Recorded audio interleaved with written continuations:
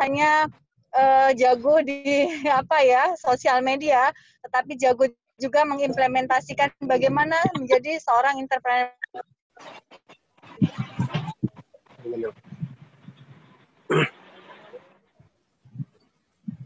syariah atau sosial dibanggakan. Izin, tapi tetap saya mengikuti.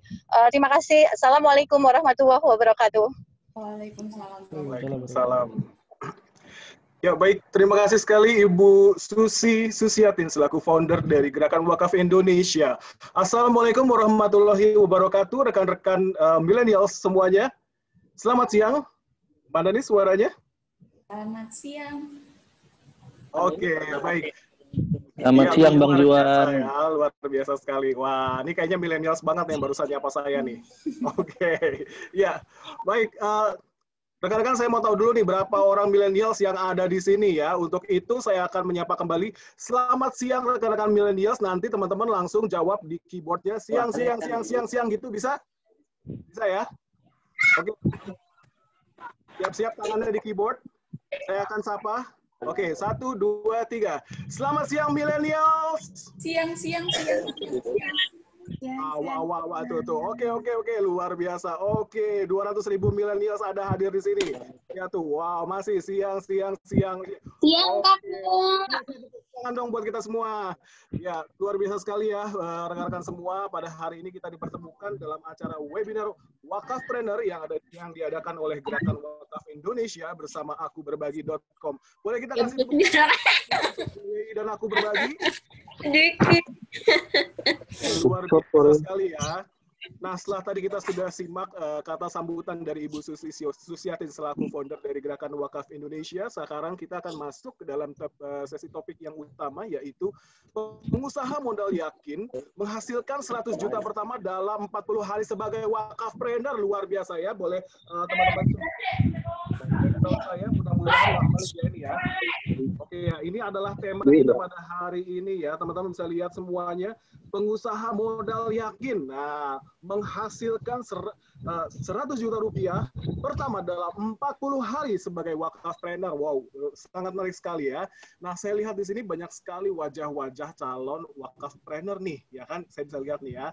Nah, ya tuh ada tuh banyak sekali ya yang namanya Nadia, ya yang namanya Bayu, ya ini muka-muka calon-calon wakafpreneur semua nih ya.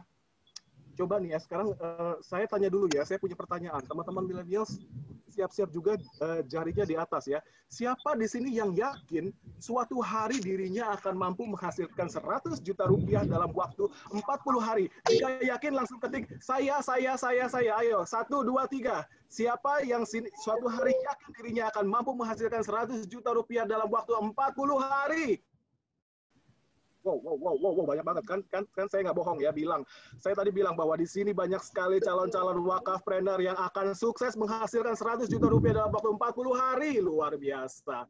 Ini masih belum, saya kepanjangan tuh sampai nggak muat A-nya. Oke, luar biasa sekali. Ya, terima kasih rekan-rekan semua, luar biasa. Saya yakin sekali semua di sini punya potensi menghasilkan 100 juta rupiah dalam 40 hari. Amin? Amin ya. Oke, nah baik. Rekan-rekan milenial semuanya, pada sore hari ini kita akan membahas bagaimana sih cara menjadi seorang wakafpreneur. Nah, bagaimana kita bisa menghasilkan 100 juta rupiah selama 40 hari itu hanya dengan menjadi seorang wakafpreneur.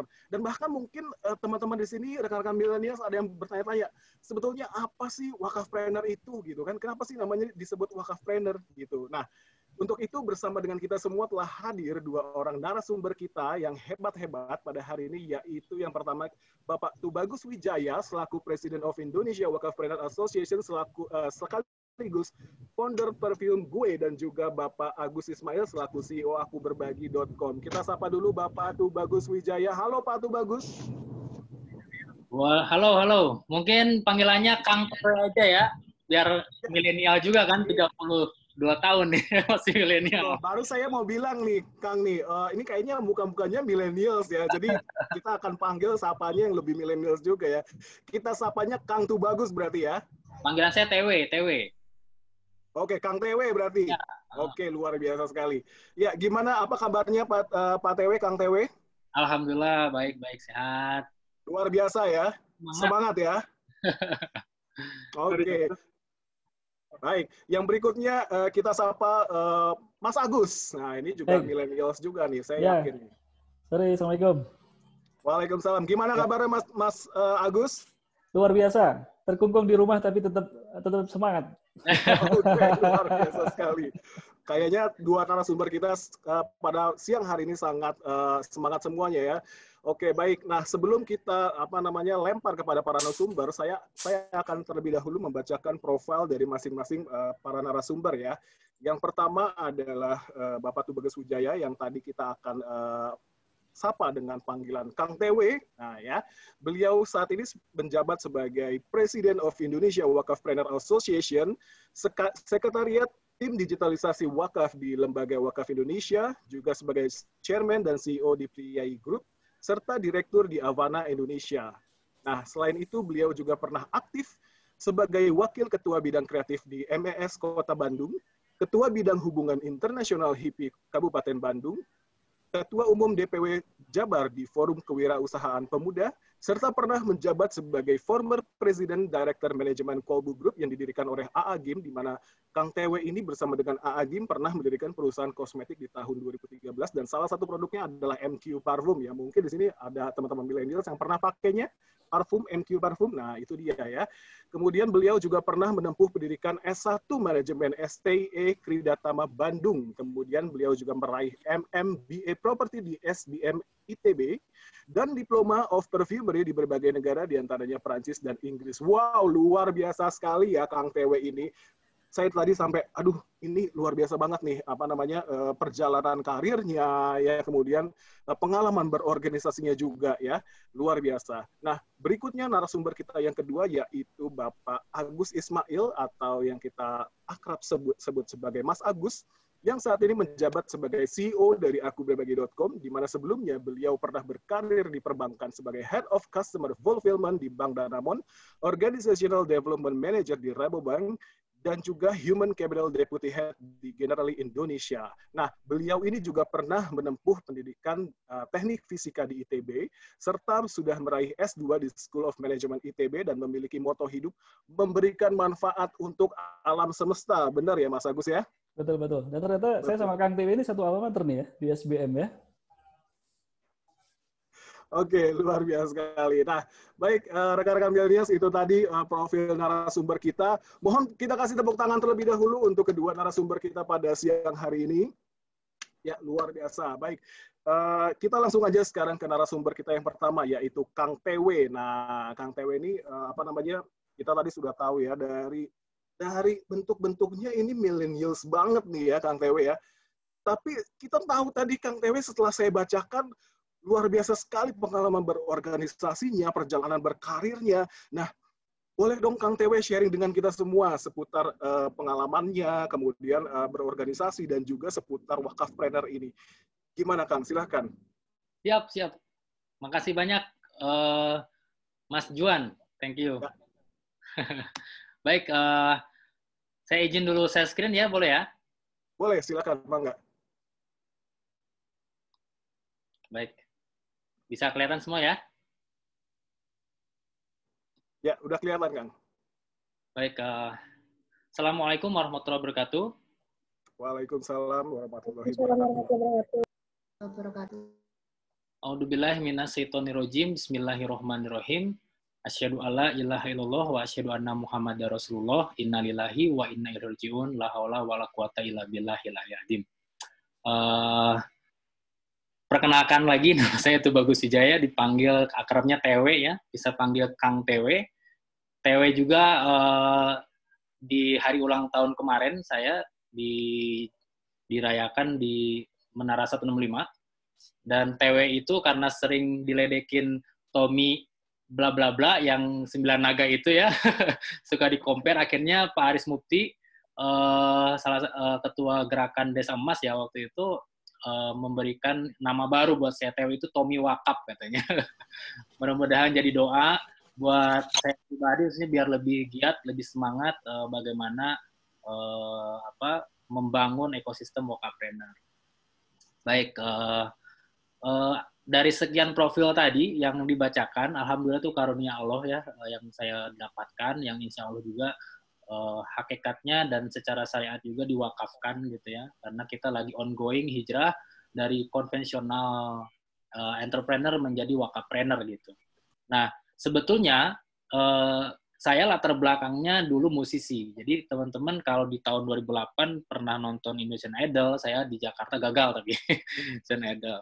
Terus bikin band akhirnya, saya grup band saya kalau di YouTube bisa dicari 7 Notes Band, itu video-video band saya dulu tampil di berbagai TV nasional, dan itu saya hijrah waktu itu dari musisi bersama teman-teman artis lain kayak Renen Bol gitu ya, Reja Noah, ada Dery Sulaiman, Ustadz Dery Sulaiman yang kemudian hijrah. Nah, rata-rata kawan-kawan saya musisi itu jadi dai gitu ya, jadi ustadz, jadi mubalik, ada yang meninggalkan musiknya, ada yang masih bermusik tapi religi. Nah, takdir saya ini berbeda gitu ya, ternyata saya larut ke dalam menjadi pedagang gitu, menjadi pebisnis. Nah, saya juga sejak hijrah itu memang belajar berwirausaha, berdagang kurang lebih 7 tahun, tapi konvensional sebenarnya. Ya, mengenal wakaf, mengenal zakat, mengenal infak sedekah gitu ya. Tapi sebatas ya umum-umum saja gitu ya. Sehingga 7 tahun silam itu saya dikasih hadiah sama Allah gitu ya. Start awalnya itu adalah penemuan teknologi parfum karakter kepribadian manusia. Ini yang membawa nama saya sampai sekarang dan dipercaya oleh berbagai pihak gitu untuk memimpin beberapa perusahaan gitu ya. Termasuk gerakan wakafpreneur ini, alhamdulillah. Karena di tahun ke-7, di tahun ke-8, itu baru kami berpindah gitu, transformasi dari konvensional menjadi wakafpreneur. Nah, kenapa sih saya memilih wakafpreneur gitu ya? Padahal secara bisnis kami growth ya, sangat growth bahkan di konvensional, sampai perusahaan saya ini parfum karakter ini pernah ditawar oleh salah satu venture capital di luar negeri 200 miliar gitu ya, dan itu fantastis. Nah, namun takdirnya memang saya ada satu hal yang tidak sesuai dengan hati gitu. Kemudian akhirnya singkat cerita berlabuh di ekosistem wakaf, begitu ya. Nah, ini judulnya saya izinkan sharing gitu ya. Ini berbagi dan ini temanya itu pengusaha modal yakin. Nah, ya saya kan dari musisi gitu ya, dari seniman. Tapi kenapa bisa jadi pengusaha gitu? Dan saya di musik juga belum terlalu sukses gitu ya, belum terkenal seperti Ariel Noah gitu ya. Kalau di musik ya, jadi nggak sukses juga gitu, belum sukses sesukses band-band lain gitu. Jadi basic entrepreneur saya juga ya dimulai saat itu gitu ya, benar-benar modal yakin karena band selesai hijrah itu nggak punya modal, nggak punya hal yang bisa dijadikan modal, dan benar-benar si parfum itu juga saya dipinjami 6 juta rupiah karena saya meminjam ya, makanya dipinjami 6 juta rupiah sebagai modal awal. Alhamdulillah setahun setengah itu bisa bertumbuh menjadi 2 miliar sekian ya. Nah itu satu prestasi dari saya yang dulu orang nggak percaya banyaknya sebenarnya. Konsep parfum karakter ini karena diriset berdasarkan nama, tanggal lahir, golongan darah, jenis kelamin, pakai teknologi, itu banyak orang yang memandang sebelah mata gitu ya. Saya nggak ada yang percaya lah, yang percaya beberapa orang aja. Tapi alhamdulillah bisa dibuktikan valid sampai mendapatkan penghargaan-penghargaan, termasuk yang terbaru setelah saya berwakaf nih. Setelah saham kami diwakafkan, saham saya pribadi juga diwakafkan di perusahaan, kita dapat rekor abadi dari MURI, Museum Dunia Rekor Indonesia.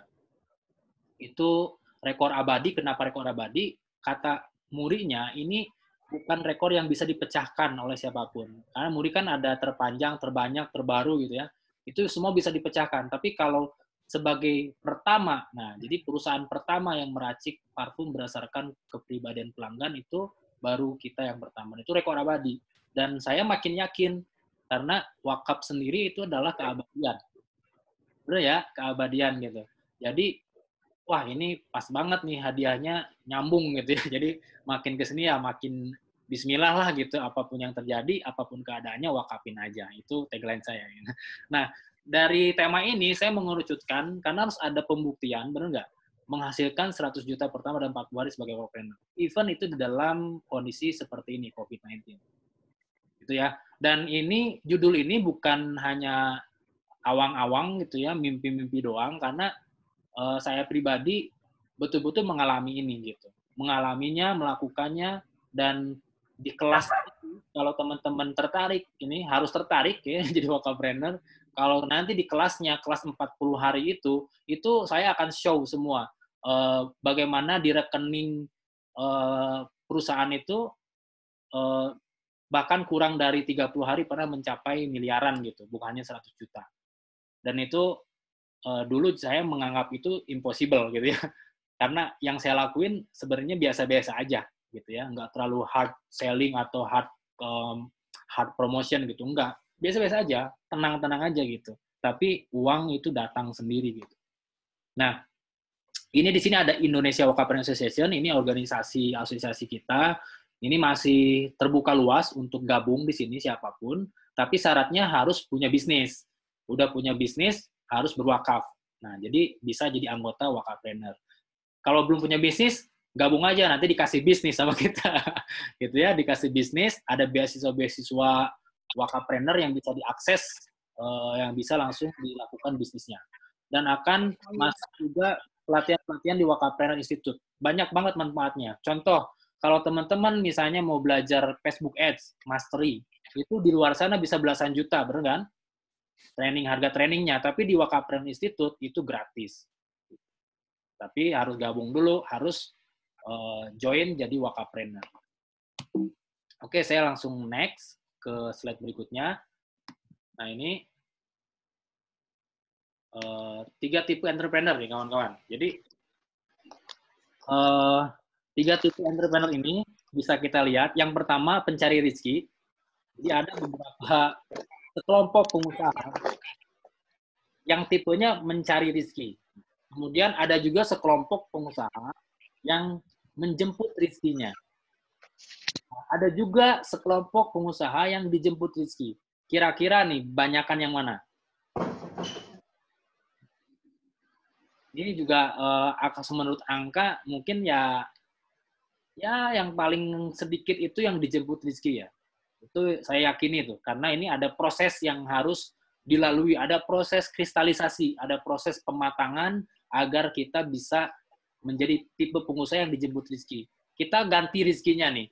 Misalnya, seorang pedagang yang mencari pembeli. Ya kan? Berarti dia mencari gitu pembeli. Nggak tahu di mana pembelinya, kayak hilang uang aja gitu ya, di mana nggak tahu nyarinya. Karena masih mencari. Tapi ada yang pedagang menjemput pembeli. Pembelinya udah ada berarti. Contoh misalnya, di sini ada Mas Juan. Nih, saya yakin nih Mas Juan ini pembeli saya. Pembeli produk saya jemput. Nah, itu udah jelas tuh, karena ada calon pembelinya. Itu berarti menjemput pembeli. Tapi ada juga pedagang atau pengusaha yang dijemput pembeli. Nah, gimana caranya? Gitu kan, kok bisa dijemput pembeli? Ya kan? Nggak nawarin, nggak apa, tiba-tiba pembeli datang sendiri, malah nyari-nyari. Oke. Naikin lagi levelnya nih. Naikin lagi levelnya. Rizkinya dari tadi pembeli kita ganti. Yang paling klasik gitu ya, kalau anak muda mau bisnis pasti modal, bener nggak? Sama, dulu juga saya modalnya dari mana ya gitu ya. Tapi sepanjang sejarah saya berwirausaha, itu saya sampai detik ini mengelola uang orang lain. Baik itu orang individual ataupun lembaga atau perusahaan.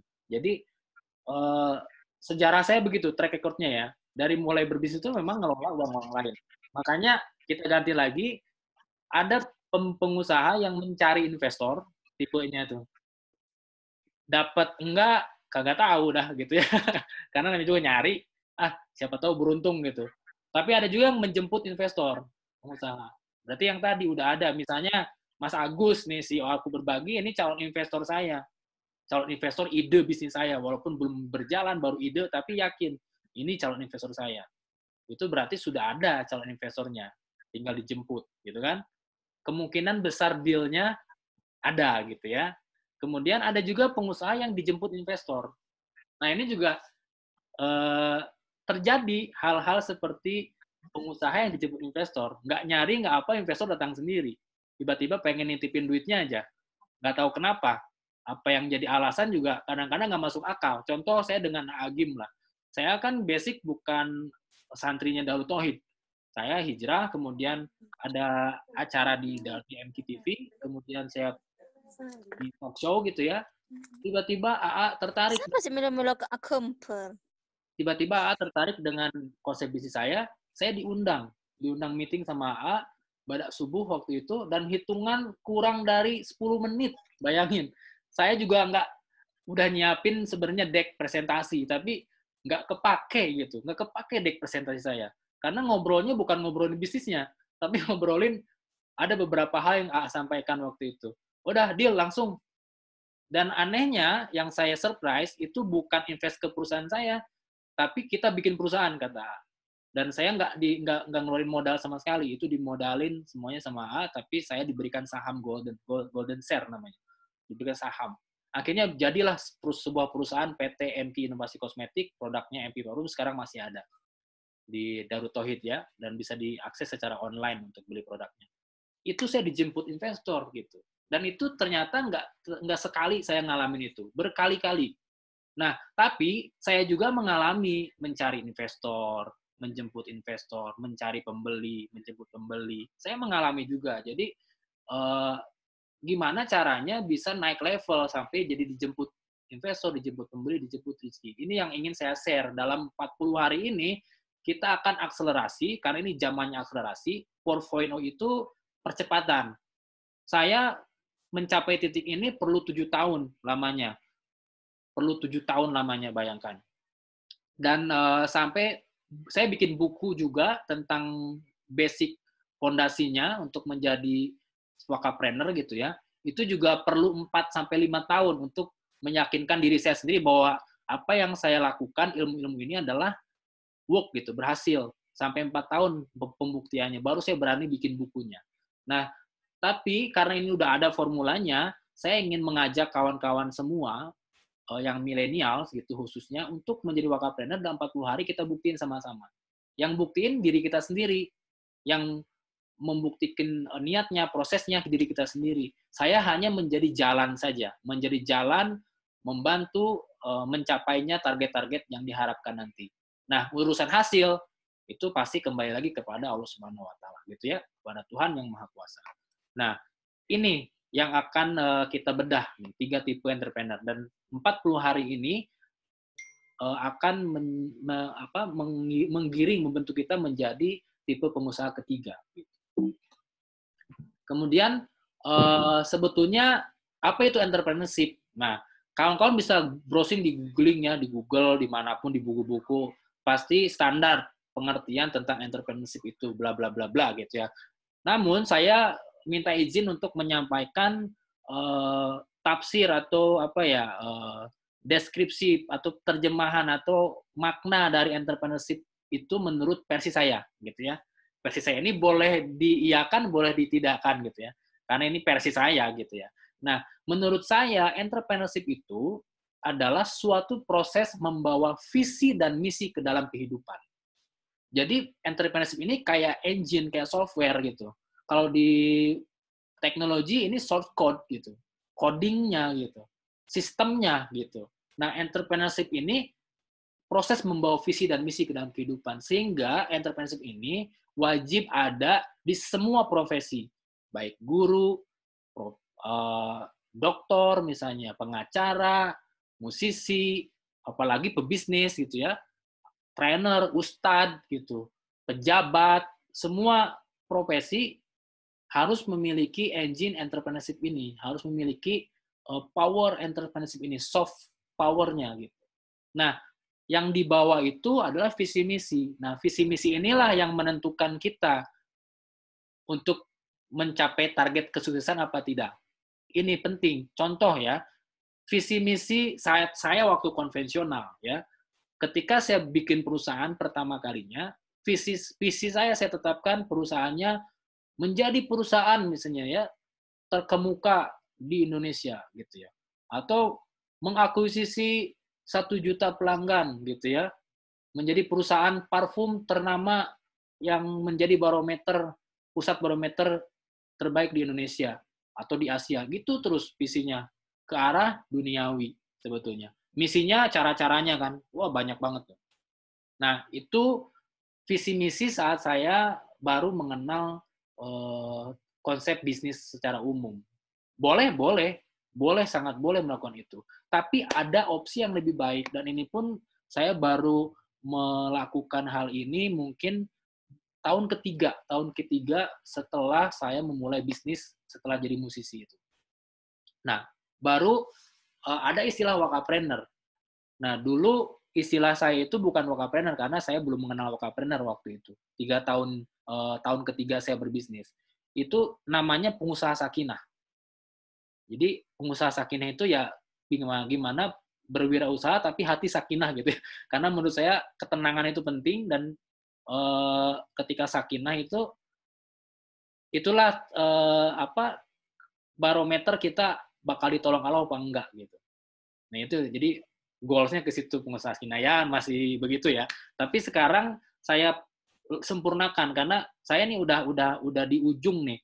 Kalau dari pencarian dulu, konsep bisnis yang betul-betul yang ingin sesuai dengan goal saya ternyata ada di wakaf gitu. Jadi kalau di Maliyah amalan harta juga wakaf itu ternyata yang paling tinggi, kayak sholat itu di tahajudnya gitu ya. Nah kalau wakaf itu sedekah infak zakat kan, nah wakaf itu paling tinggi. Sehingga ketika sudah yang paling tinggi udah mentok nih, ini udah mentok, berarti ini titik mentok yang memang tinggal ikhtiarnya aja. Makanya saya berusaha membuat deskripsi juga gitu ya, penjelasan makna tentang wakapreneur dari sekian banyak perjalanan gitu. Nah, wakapreneur adalah proses aktivasi entrepreneur pada ekosistem wakaf, baik sebagai wakif, nazir, dan mauquf alaihi. Nah, bedanya dengan tadi, yang visi misi ini, ketika masuk ke wakapreneur, gitu ya, ini berubah visi misi. Yang tadinya duniawi saja, visinya dunia, misinya dunia. Sedangkan secara praktek sebenarnya kita pengennya mah ridho Allah gitu ya, waktu berbisnis juga. Apalagi kita muslim gitu ya, pasti nggak hanya uang, tapi ketika berdagang kenapa visinya ke dunia gitu. Harusnya ke seperti wakapreneur. Ini berubah. Visinya itu sederhana dan misinya itu. Jadi saya menemukan, dan juga dibahas di buku saya, menemukan satu visi misi yang itu bisa menjadi betul-betul kekuatan terbaik gitu ya. Even kita bukan siapa-siapa, kita bukan turunan orang kaya gitu ya. Kita juga misalnya di lingkungan yang biasa aja, tapi bisa membawa kita ke kesuksesan di level kita masing-masing takdirnya. Nah, visi misinya sederhana. Visinya itu terasosiasi kepada la ilaha illallah. Misinya terasosiasi kepada Muhammad Rasulullah. Bahasa visinya boleh apa aja. Misalnya menjadi perusahaan bla bla bla bla, tapi berasaskan tauhid misalnya. Kalau di ya ada MK Group itu begitu misinya. Iya. Tauhidnya. Kalau misinya itu apapun caranya tapi terasosiasi yang dicontohkan oleh Nabi Muhammad SAW. Nah, itu sesederhana itu. Nah, kayak biasa aja, tapi begitu kita yakini, udah gue mau rubah visi misi. Pokoknya visi perusahaan harus ujung-ujungnya ke Allah tuh, la ilaha illallah kan, nggak ada lagi tujuan selain ke Allah. Misinya harus nyontoh Muhammad Rasulullah deh pokoknya. Nah, kalau itu udah dituliskan secara tertulis, jadi yakini gitu ya, dilisankan, dituliskan, jadi visi misi perusahaan kita. Itu banyak banget tangan tak terlihat yang akan menolong kita. Ih, beneran ini mah. Saya bukan istilahnya merayu-rayu gitu ya, tapi ini memang terjadi. Nah, wakapreneur itu sendiri, kalau visi misinya belum sesuai tadi ya akan berat nanti, karena niatnya ini menentukan. Karena wakaf ini istilahnya kan mewakafkan. Apa yang ada di kita diwakafkan, mau ilmu, harta, dan sebagainya, waktu. Nah, ini kalau niatnya, visinya nggak ke Allah, ini berat nih. Bisa kita malah tergelincir gitu ya, malah tidak dapat apa-apa. Seperti debu tertiup angin gitu. Nah, tadi saya nyambung. Untuk memulai entrepreneurship, menjadi wakapreneur, pasti ngomongin modal. Ini saya paling seneng nih, kalau ketemu orang, belum apa-apa udah nanyain modal. Ini saya, makanan saya gitu. Ayo ngobrol sama gue lah gitu. Kita ngobrol gitu tentang modal. Nah, secara secara coupling modal itu ada 4 gitu ya, yang saya pahami. Nah, yang pertama intellectual capital nih di sini. Itu intellectual capital itu kayak otak kita gitu, ide, itu kemudian teknologi gitu ya, yang berbau tentang intelektual. Termasuk uang itu katanya juga masuk ke dalam jenis intellectual capital gitu ya. Itu ada yang ada di diri kita. Ini kebanyakan diri kita. Misalnya kalau saya di parfum saya butuh orang kimia yang beneran kimia karena saya kan perfumer bukan orang kimia. Nah, saya akhirnya meng-hire teman saya S2 ITB juga dia memang jurusan kimia gitu ya, industri kimia dan dia berpengalaman di perusahaan kimia. Saya ajak Anda punya intellectual capital, gabung bersama saya. Nah, itu hal-hal kayak gitu tuh, intellectual capital. Ya. Nah, kemudian ada yang kedua, emotional capital, modal emosional. Nah, ini cara berhubungan kita dengan investor, dengan pembeli, dengan kawan-kawan, dengan network, dengan pekerja, ya, dengan pemerintah, dengan universitas. Ini cara kita berhubungan, interaksi. Nah, ada juga spiritual capital. Spiritual capital. Ini hal-hal yang berbau membawa engine kita kepada kebaikan. Misalnya kayak aku berbagi gitu ya, membuat satu platform itu pasti dasarnya spiritual capital, gitu ya. Karena akan ada dampak sosial untuk kebaikan dan sebagainya. Nah, pertanyaannya, kita seolah-olah nggak punya apa-apa, nggak ada modal buat uang gitu ya. Nah, padahal yang saya alami, saya juga first time bisnis itu dengan uang orang lain. Memang dibutuhkan uang, tapi bukan nomor satunya gitu ya. Saya pakai intellectual capital, saya punya ide, saya jual ide saya ke orang yang percaya. Waktu itu, banyaknya nggak percaya. Untung ada satu orang yang percaya dan membiayai 6 juta. Sampai akhirnya sekarang, alhamdulillah gitu ya, mencukupi banyak hal gitu. Di kehidupan pribadi maupun karyawan dan lain-lain. Termasuk banyak yang pernah kita sukseskan juga di bisnis kita bareng-bareng. Distributor, agent, reseller, dan sebagainya. Nah, itu ide aja bisa menghasilkan. Tapi saya ingin menggarisbawahi benang merah dari ketiga tadi, intellectual capital, emosional, dan spiritual capital. Yang paling penting itu pasti spiritual capital sebetulnya, ya kan? Tapi kalau anak muda kan nggak mau ribet gitu. Kayak gue dulu, fokus gue apa sih gitu ya? Gue ngebangun apa sih? Nah, gue nggak fokus ke intellectual capital, nggak fokus ke spiritual capital, nggak fokus ke emotional capital. Tapi basicnya spiritual capital, cuman nggak fokus. Fokusnya ke satu, bagaimana saya membangun trust capital. Nih yang paling tinggi. Trust capital. Modal kepercayaan, ini penting, karena investor itu kadang nggak percaya ke bisnisnya sebenarnya, ke idenya. Cuman dia percaya ke saya gitu. Makanya dia minjemin duit 6 juta gitu ya. Karena mungkin dia juga sama, karena masa sih parfum bisa berdasarkan nama, tanggal lahir, jenis kelamin, dulu nggak ada teknologinya lagi, disebutnya ramalan, kayak ngeramal, kayak dukun gitu. Padahal saya bikin riset gitu, bener-bener riset pakai manual book script gitu ya. Kalau mau bikin parfum, buka manual book saya bikin manual, bikin risetnya, sampai akhirnya jadi formula parfum. Sekarang aja ada teknologinya, ya kan? Karena memang ada biaya kan akhirnya bikin teknologinya, dan alhamdulillah dapat kesuksesan gitu ya. Nah, saya fokusnya ngebangun trust capital.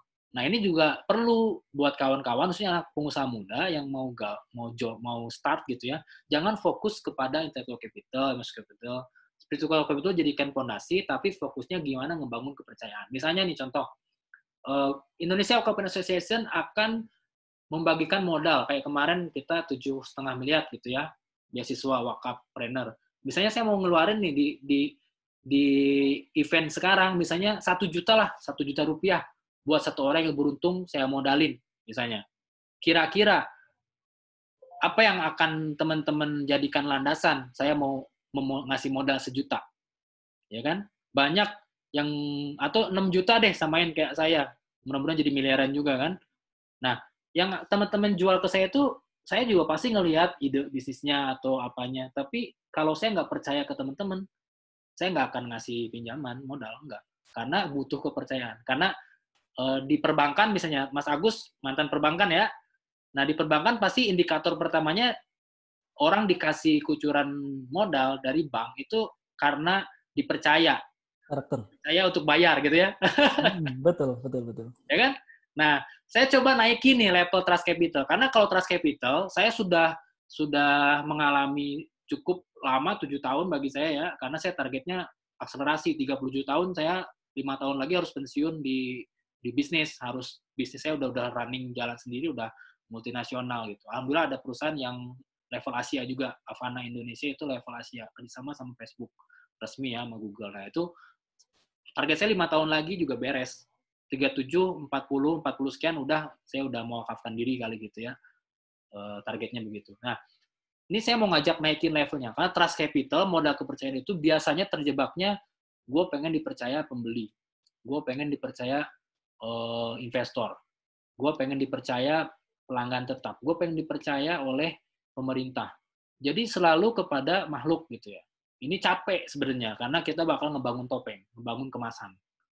Dan kadang-kadang kayak gini lah, gue kenapa nggak jadi trainer motivator gitu, padahal yang ngundang banyak sebenarnya. Cuman karena saya khawatir tuh cuma topeng doang gitu. Saya dipercaya jadi pembicara, tapi I'm not do anything gitu about semua yang saya sampaikan gitu, nggak pernah saya lakuin gitu. Misalnya hanya teori doang, nah itu kan bahaya. Tapi orang percaya gitu karena saya dianggap trainer, punya beberapa gelar misalnya. Nah itu juga jebakan-jebakan itu, waduh kerasa banget. Apalagi kalau pengen akselerasi 40 hari, ini bisa jadi hambatan gitu. Nah saya mau naikin level trust capitalnya menjadi Al-Amin Capital. Ini beda. Kenapa? Kan Al-Amin Capital itu orientasinya ke Tuhan dulu. Kita dipercaya Tuhan, dipercaya Allah, baru nanti digerakin manusia-manusia dipercaya. Makanya investor jemput kita, pembeli jemput kita, dan produk kita juga tiba-tiba laku aja gitu ya. Padahal upaya-upaya nggak terlalu hard gitu. Nah itu karena fokusnya membangun Al-Amin Capital. Nyambung ke slide berikutnya. Ini life map-nya. Nah ini teman-teman tinggal lihat usia kita di mana. Ada usia 12 sampai 20. Ada usia 20 sampai 25. Ada usia 25 sampai 37. Nah, saya diberikan map ini sebelum saya tahu bahwa ini ternyata jejak entrepreneurship Nabi Muhammad SAW. Karena saya mulai mendalami, ingin mengenal Nabi Muhammad itu, ya mungkin tahun kedua kalau tidak salah, atau tahun ketiga juga, ketika saya berbisnis gitu. Dulu nggak ada gitu ya, mau mengenal Muhammad lebih dalam gitu ya. Nah, saya tapi udah punya map ini dari guru saya, dari orang tua saya juga, alhamdulillah. Map ini bahkan lebih jelasnya emang dari beberapa guru saya, kemudian ada salah satu guru saya itu memberikan map ini. Nah, waktu itu ketika saya mulai berbisnis di usia 20 sampai 25 nih, itu saya mulai. Tapi ternyata setelah saya tarik ulur, waktu remaja SMP, saya juga udah berbisnis tapi magang gitu. Kayak bantuin orang tua saya jualan rempeyek, terus di SMP saya koordinir produksi baju kelas, sweater kelas, sampai 3 angkatan gitu ya. Jadi, saya udah belajar itu sebenarnya. Alhamdulillah gitu. Ternyata bisa menggiring saya di usia 25, ini punya kerajaan bisnis sendiri. Jadi kalau teman-teman usia 12-20, itu teman-teman wajib ikutan magang bisnis. Kalau Rasulullah magang menjadi penggembala domba waktu itu. Ya kan? Nah, teman-teman magang bisnis, kalau sekarang istilah kerennya dropshipper, reseller, ya kan? Nah, itu ayo ikutan, harus ikutan. Nah, di mana ikutannya bisa di Wakapreneur, ada banyak produk kita, ada banyak bisnis yang bisa jadi magang kita di situ. 12-20, ya. Kalau enggak di tempat lain juga boleh. Di tempat lain, produk-produk lain, tapi pendidikan bisnisnya dari Wakapreneur boleh. Misalnya teman-teman punya memasarkan produk yang ada di Gerakan Wakaf Indonesia, kan banyak produk juga tuh. Boleh. Nah, kemudian kalau teman-teman usianya 20-25 tahun, itu baru harus naik level menjadi pebisnis proposal atau manajer dagang. Kayak saya punya ide, tawarin gitu kan. Cari investor, udah mulai begitu. Atau jadi distributor levelnya, yang di bawahnya mengelola reseller. Ya kan? Nah, di kita juga ada di Wakapreneur, kalau teman-teman yang ada usia 20-25, ini mau nggak mau harus akselerasi, langsung jadi pebisnis proposal. Kita ada coupling untuk mendampingi, membina, menjadi manajer dagang atau bisnis proposal. Nah, kalau teman-teman usia 25 sampai 37 ini nggak ada waktu sebenarnya untuk magang bisnis, jadi pembisnis proposal, nggak ada, udah lewat gitu. Tapi teman-teman harus punya kerajaan bisnis sendiri. Kerajaan bisnis sendiri itu maksudnya begini, Rasulullah dulu ketika usia 25 menikah dengan Siti Khadijah, kemudian jadi punya kerajaan bisnis sendiri dan diakui kerajaan bisnisnya oleh pemerintahan setempat. Contoh kalau saat ini kita punya PT, punya CV gitu ya, punya yayasan. Nah, itu berarti teman-teman punya kerajaan bisnis sendiri. Even itu PT UMKM. Dan PT UMKM itu modalnya murah, nggak mahal seperti bikin PT umum.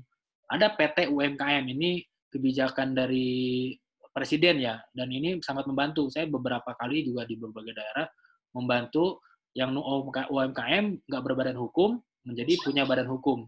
Hanya dengan 2 jutaan, 2-3 jutaan untuk pendirian aktenya. Dan setoran modalnya juga beberapa kita bantu. Karena setoran maksimal modal PT UMKM itu 25 juta, maksimal 25 juta. Kalau lebih itu harus PT umum, PT kecil gitu ya, bukan UMKM. Tapi namanya nggak PT UMKM, tapi PT kita, misalnya PT Persona Mahakarya, ya begitu namanya. Jadi orang nggak tahu itu UMKM apa enggak sebenarnya. Tapi kita punya PT, nah itu kerajaan kecil kita. Nah ini tinggal dimasukin, kalau kita usianya 25-97, 37 ini harus langsung punya perusahaan, punya kerajaan bisnis. Kita bantu juga, ada programnya di Wakafpreneur. Nah, ternyata Rasulullah juga selama usia ini, life map ini yang dibangun itu, aset terbesarnya itu Al-Amin. Karena gelar Al-Amin itu ternyata diberikan oleh masyarakat kan. Ya kan? Ya hakikatnya mah dari Allah kan, dipercaya Allah, apalagi beliau Rasulullah Muhammad, Nabi gitu ya. Pastilah dipercaya Allah gitu ya, karena mengemban amanah, tugas gitu untuk seluruh alam semesta. Nah, tapi ada gelar yang diberikan oleh masyarakat, yaitu Al-Amin. Nah, udah, berarti saya ketemu kuncinya. Yang saya kejar Al-Amin. Udah, gimana caranya dipercaya Allah, akhirnya dipercaya makhluk. Gitu. Saya dipercaya oleh Gerakan Wakaf Indonesia untuk jadi pembicara. Kalau nggak dipercaya Allah, saya nggak mungkin bisa dipercaya Gerakan Wakaf Indonesia untuk nyampein sharing ilmu ini, sharing pengetahuan ini, informasi ini. Sesimpel itu kan. Nah, kembali, kalau saya dulu dipercaya ngelola uang, bisnis nilainya ratusan ribu per hari, kemudian dipercaya lagi sama Allah naik jadi jutaan per hari, akhirnya naik terus jadi bisa miliaran per bulan misalnya. Itu karena tingkatan kepercayaannya naik. Nah, itu yang dikembangin, yang dibangun aset itu. Nggak usah fokus ke yang lain, itu nanti datang sendiri gitu ya. Bahkan banyak orang ahli lah. Kalau saya juga nggak ngerti misalnya kemasan, ya ada orang ahlinya untuk nge-branding, bikin kemasan gitu, ya kan?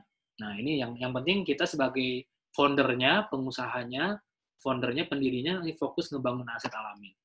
Nah akhirnya ada teori Al-Amin yang ingin saya share. Yang pertama niat, kemudian kedua ilmu, dan kemudian amal. Nah kalau kita sebelah doang, niat ada, ilmu ada, bisa dipercaya bisa. Tapi kayak tadi, kayak saya bisa jadi trainer, ya, bisa jadi motivator, bahkan saya nggak punya prestasi asal kuliah sampai S3 atau S2 misalnya. Kemudian aktif di organisasi, saya nggak punya bisnis sebenarnya, bisnisnya kecil, tapi saya punya teori bisnis. Bisa jadi guru, bisa jadi dosen, bisa jadi coach. Dipercaya karena ilmunya, ya. Tapi masih hampa gitu, kurang kuat. Tapi kalau bersama amal, ini praktiknya, perbuatannya. Ini jadi lengkap. Jadi ada niat, ada ilmu, ada amal. Baru tuh jadi Al-Amin. Nah, niat ini menentukan, kawan-kawan. Ini tingkatan niat nih. Nah, ada yang pertama, ada finansial. Nih, ini yang paling rendah. Misalnya saya gini-ginian nih, ujung-ujungnya uang, niatnya uang gitu. Nah, itu juga ada niat pengen finansial, pengen uang. Ya bisnis ya pengen rupiah dong, pengen duit gitu, pengen profit gitu. Finansial. Kemudian ada yang kedua, pengen reputasi atau famous gitu ya, familiar, pengen famous, pengen terkenal, pengen dikenal, reputasi, image. Itu ada niatan begitu tuh kalau bikin bisnis. Nah, kemudian ada feel good factor. Ini kayak ngerasa pengen lebih baik, pengen punya legacy misalnya. Kayak saya misalnya bikin aplikasi bersama Desa Emas itu sawerdesa.com, itu sawerdesa.com, gerakan desa emas. Nah, itu biar jadi legacy. Jadi legacy itu warisan untuk kehidupan banyak manfaat oleh masyarakat. Itu boleh. Nah, ini tapi ketiga hal ini masih dunia sifatnya. Tapi kalau masuk ke tingkatan akhirat atau ukhrawi itu ada spiritual contentment. Ya.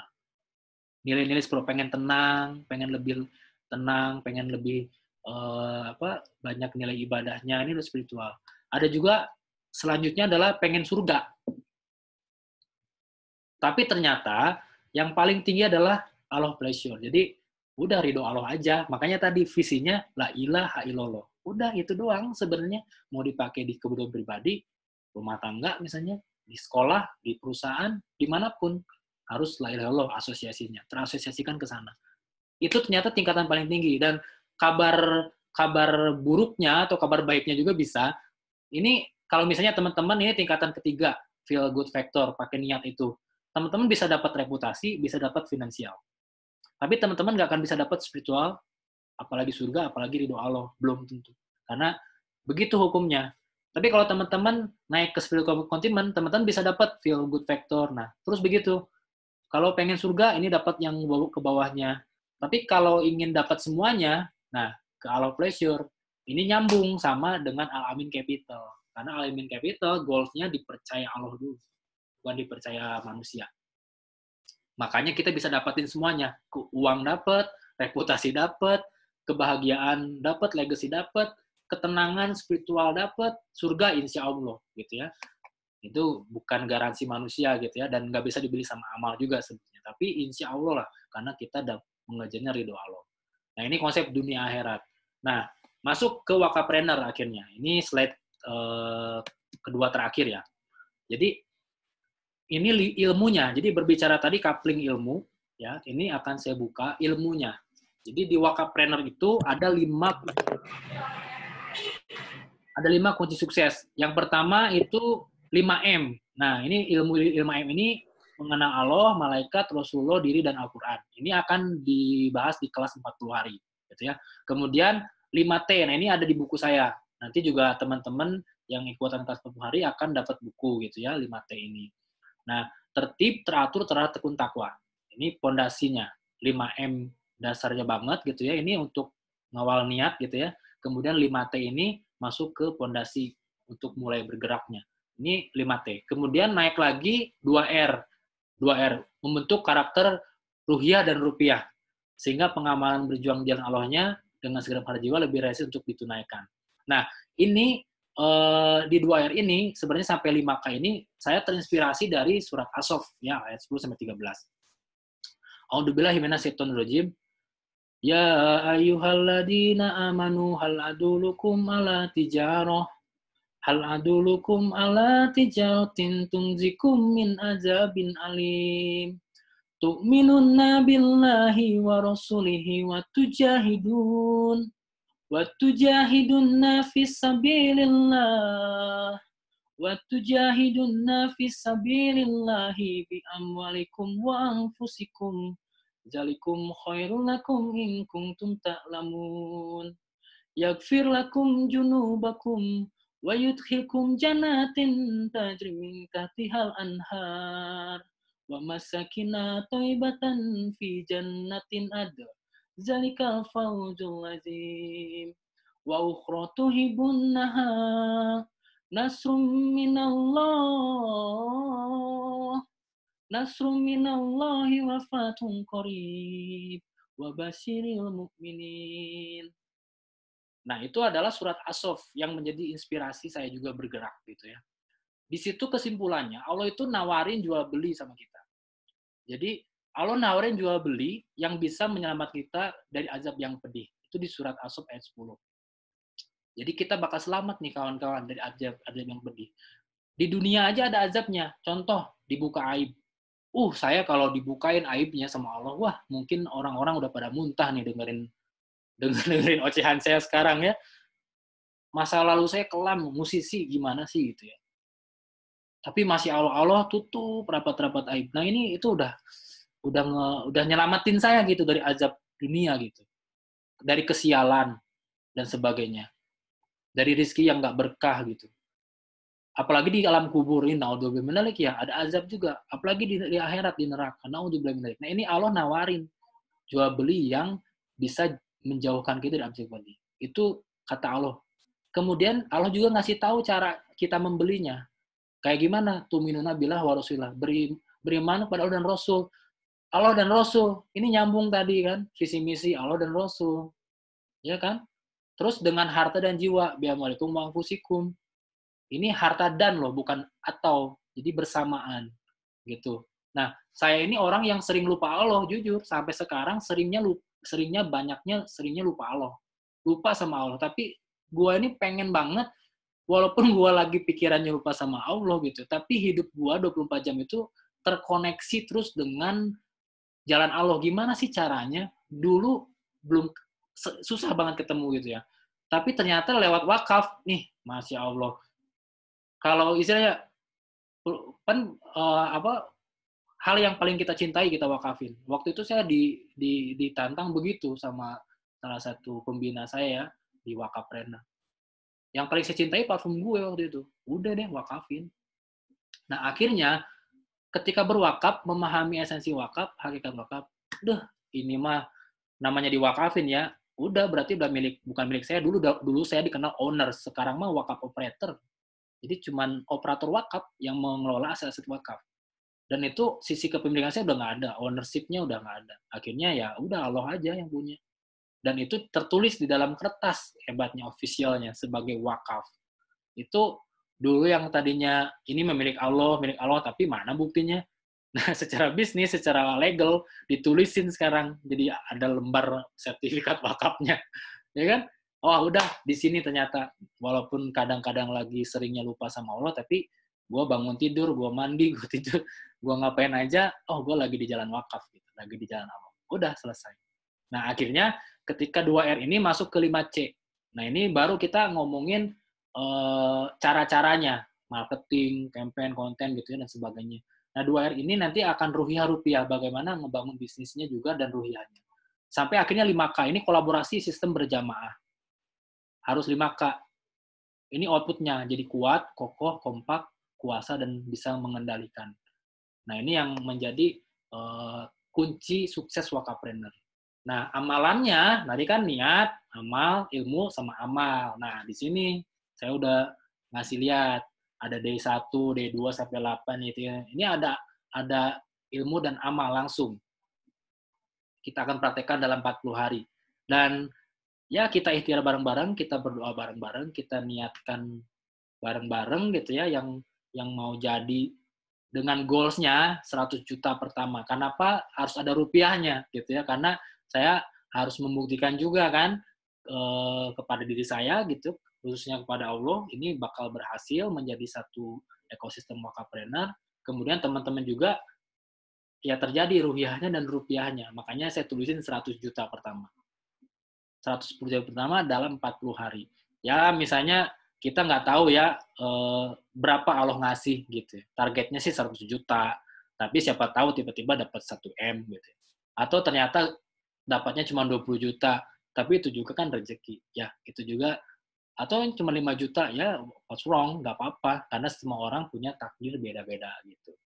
Cuman kita 100 juta ini menjadi target doa kita. Gitu. Nah ini akan dilakukan di praktikum. Nah ini caranya secara teknis saya nggak akan bagi di sini karena nggak cukup waktunya ya. Karena ini 40 hari gitu ya. Nah teman-teman gabung sama Wakafpreneur. Nanti akan ada linknya ya. Dan bisa daftar lewat Gerakan Wakaf Indonesia. Karena saya berharap di GWI ini ada divisi khusus untuk pencetakan Wakafpreneur kerjasama dengan Indonesia Wakafpreneur Association dan Wakafpreneur Institute ya. Nah, closing terakhir, saya juga punya program. Ini ada satu gedung di Bandung, di Cibaduyut. Cibaduyut itu kawasan industri sepatu kulit gitu ya. Ini gedung ini sudah saya beli. Ini harganya 6 miliar. Saya sudah beli dengan cash bertahap itu hampir 1 miliar. Nah, saya udah niatkan untuk diwakafkan menjadi Geraha Wakafpreneur. Nah, akhirnya karena diniatkan diwakafkan, saya akan crowdfunding gitu ya, lewat sawerdesa.com, lewat kitabisa.com, lewat mungkin aku berbagi, lewat berbagi berbagi berkah, banyak lewat ACT dan sebagainya untuk mewujudkan Geraha Wakapreneur. Nah, ini mudah-mudahan menjadi markas pertamanya Wakapreneur gitu ya, untuk menjadi tempat tadi membangun aset Al-Amin. Sehingga hal-hal yang lain bisa tercapai dengan sendirinya. Dan targetnya juga mewujudkan 100.000 Wakapreneur baru gitu ya. Sekarang alhamdulillah Wakapreneur udah lebih dari 15 perusahaan yang bergabung, berarti di dalamnya ada banyak orang ya. Dan ada juga yang terus tiap hari bertambah. Kayak hari ini juga ada yang daftar lagi, Masya Allah. Mudah-mudahan dari event ini juga banyak yang mau gabung jadi Wakapreneur. Begitu, sekian dari saya. Maaf kalau kepanjangan. Terima kasih. Mudah-mudahan waktunya tidak lewat ya. Dan saya bahagia hari ini karena bisa hadir di acara ini, tapi saya akan sedih sekali kalau di esok hari nggak ada action plan dari acara ini. Saya Tubagus Sujaya. Assalamualaikum warahmatullahi wabarakatuh. Waalaikumsalam warahmatullahi wabarakatuh. Luar biasa sekali, Kang TW. Terima kasih banget atas sharingnya. Waduh, saya sampai nggak napas tadi dengarnya. Aduh, luar biasa sekali ya. Itu apa namanya? Banyak sekali hal-hal yang bisa kita dapatkan ya teman-teman millennials ini. Tadi kita udah simak ya dari mulai apa namanya perjalanan hidup Kang TW ya, dari awal bagaimana Kang TW itu akhirnya bisa hijrah, kemudian sekarang bisa menjadi seorang wakafpreneur yang sudah terbukti lah ya untuk apa namanya track recordnya ya. Dan saya juga baru tahu bahwa Kang TW ini juga salah satu alumni Indonesian Idol ya, sama dengan saya ya, tapi kita bagian nggak lolosnya ya Kang TW ya. Oke, luar biasa sekali. Nah, ya, baik, Bapak Ibu semua, teman-teman millennials yang ingin bertanya, nanti kita akan ada sesi tanya jawab. Untuk itu, terlebih dahulu mungkin teman-teman yang ingin bertanya kepada Kang TW atau juga nanti kepada Mas Agus bisa segera tulis di kolom chat ya, betul ya, Mbak Rizka. Tulis di kolom chat. Nanti setelah kita selesai dan kita akan buka kolom pertanyaan, kita akan baca pertanyaannya dan kita akan jawab seperti itu ya.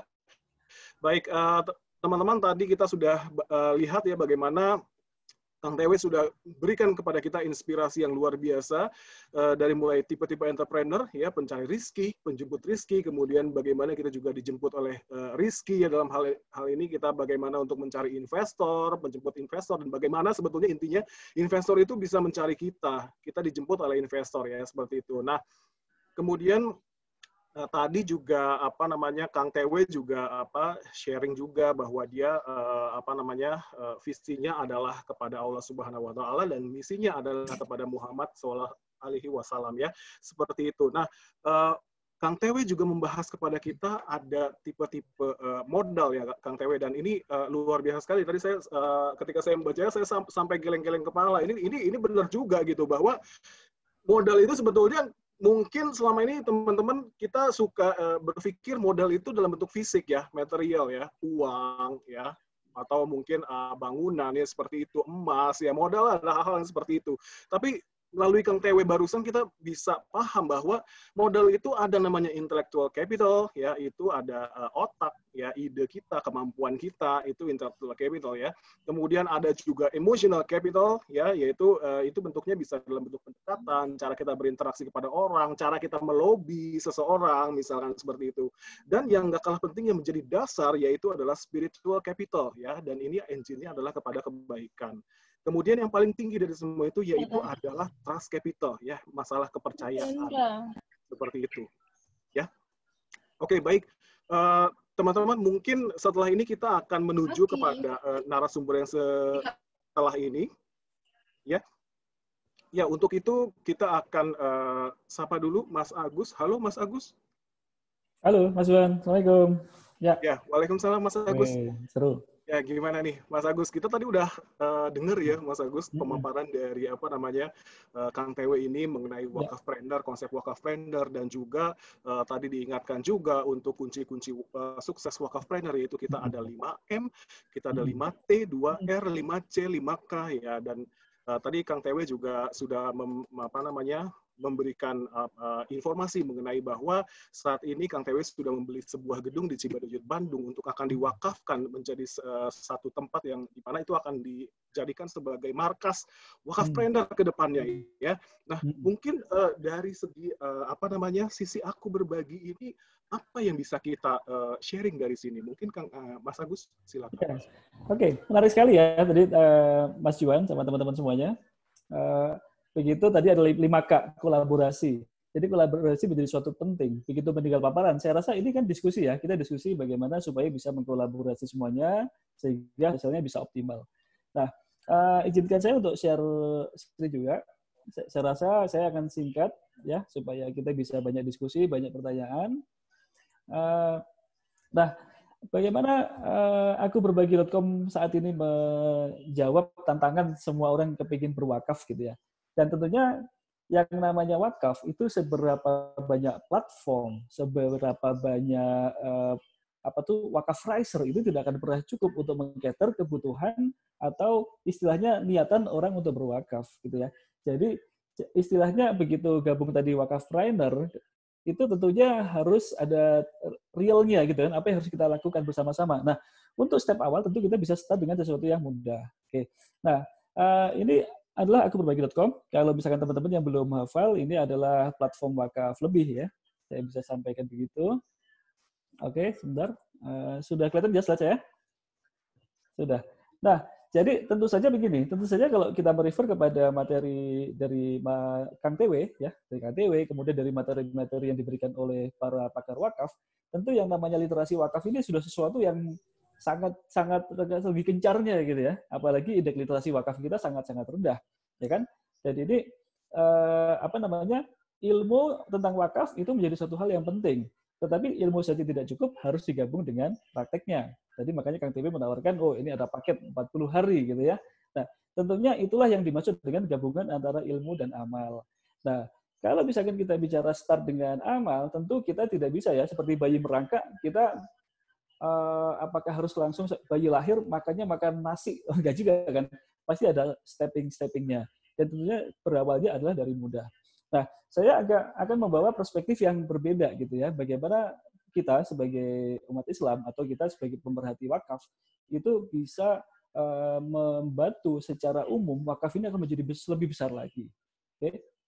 Nah, kalau kita bicara kecerdasan finansial, seperti background saya tadi ya, ada di perbankan, kemudian di insurance, dan segala macam, selalu dikenal ada 2 macam kecerdasan finansial, yaitu smart income sourcing management atau kecerdasan dari bagaimana kita manage income atau mendapatkan income, atau kita smart expense management, bagaimana kita secara smart mengelola dana yang sudah kita terima, supaya lebih optimal pengeluarannya, dan juga malah bisa jadi memberikan sesuatu yang lebih.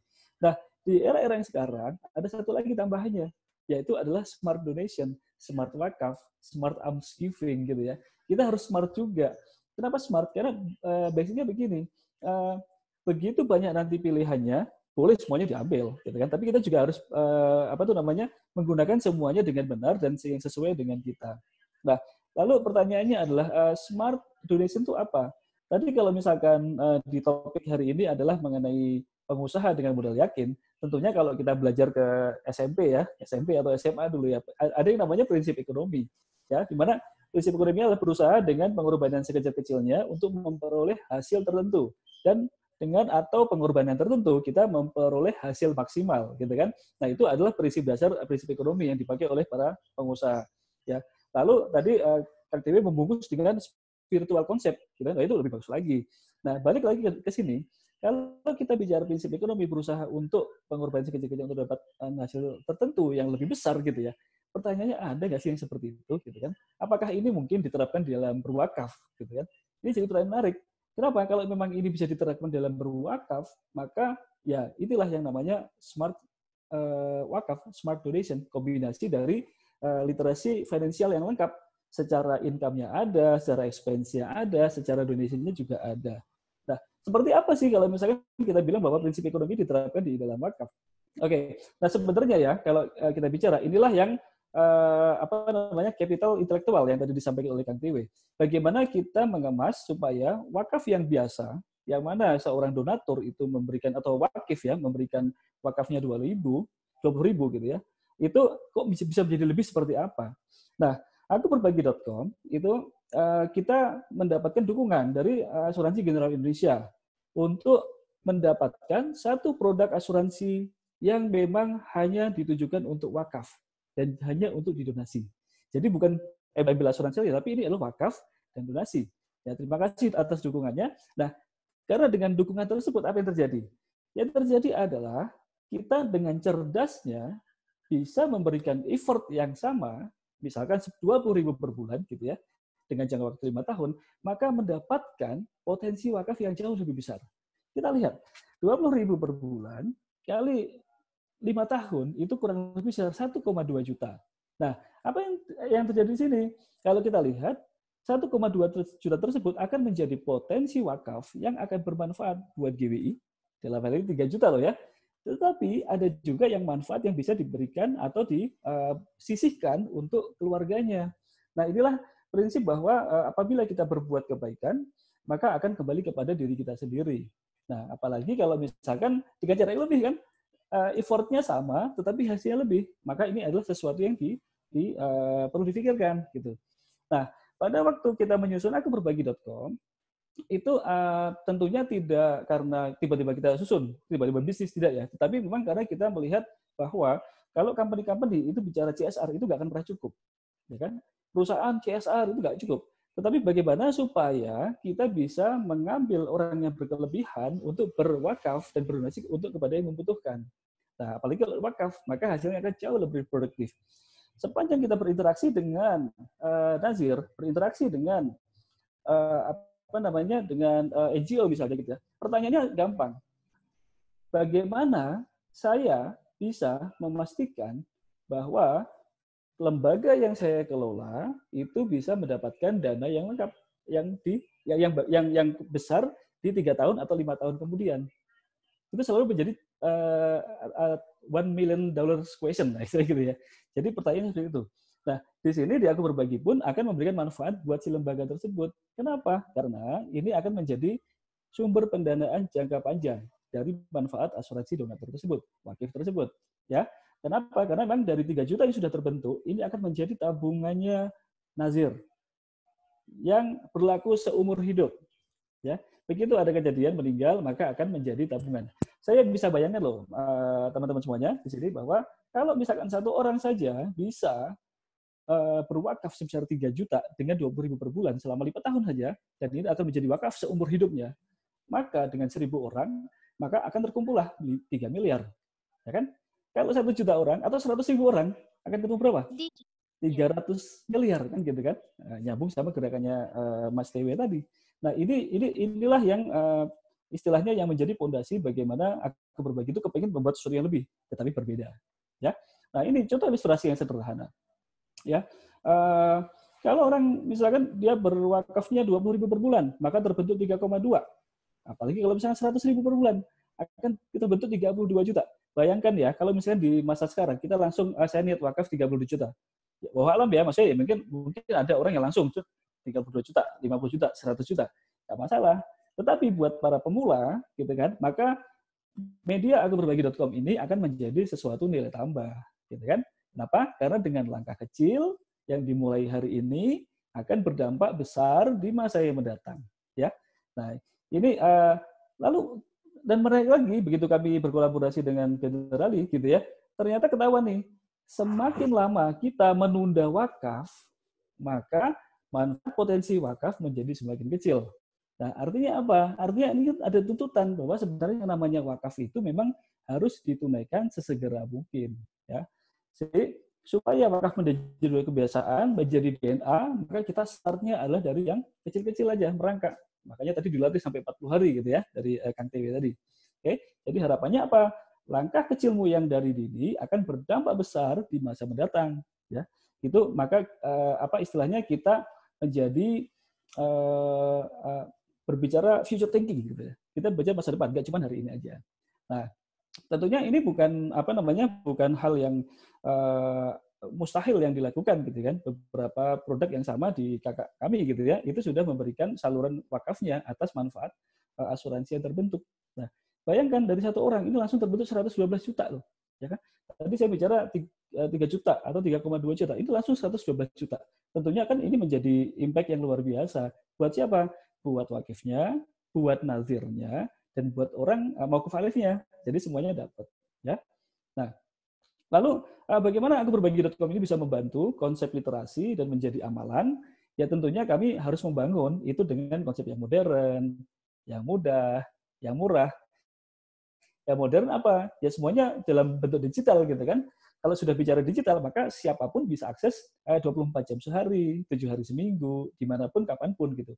Dan fakta pun membuktikan, gini, jadi orang sudah nggak perlu lagi datang ke tempat nazir untuk istilahnya menyerahkan atau berjanji dengan petugas wakaf riser-nya gitu ya, untuk berjanji menyerahkan dana wakafnya, tapi bisa semuanya dilakukan secara online. Dan fakta membuktikan bahwa semua transaksi yang ada di akbarberbagi.com itu rata-rata di jam 12 malam sampai jam 8. Penuh-penuhnya adalah di jam 4 subuh, ya 3 atau 4 subuh sampai dengan jam 10 pagi.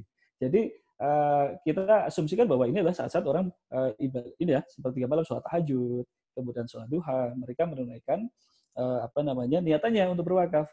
Inilah yang membuat kami senang sekali gitu. Jadi konsepnya modern. Kemudian mudah ya, tentu saja mudah. Kalau yang namanya wakaf atau mungkin proses transaksi digital, ya jangan sampai lebih dari 5 menit atau 3 menit gitu ya. Cukup 2 menit pun sudah bisa dilakukan. Nah, jadi dan terakhir satu lagi, tentunya bagi yang awal-awal kepinginnya murah aja dulu, nggak usah besar-besar gitu kan. Makanya kita bangunnya startnya dengan 20.000. Meskipun faktanya ada juga yang langsung 2 juta per bulan. Ya kita nggak menghalangi juga. Tapi buat pemula tentunya kita mau 20.000 pun boleh lah, 100.000 pun boleh, 200.000 pun juga boleh. Ya, inilah bagaimana kita membangun konsep platform wakaf di akuberbagi.com. Nah, tentunya kelebihannya apa? Kelebihannya kalau di akuberbagi.com, kami berpartner dengan para nazir. Kami melakukan yang namanya due diligence. Kami melakukan proses review, apakah nazir tersebut adalah yang trusted dan accountable apa tidak. Kenapa begitu? Karena memang kami harus memastikan bahwa siapapun yang berwakaf melalui platform itu akan mendapatkan atau ditujukan kepada nazir yang memang bisa dipercaya.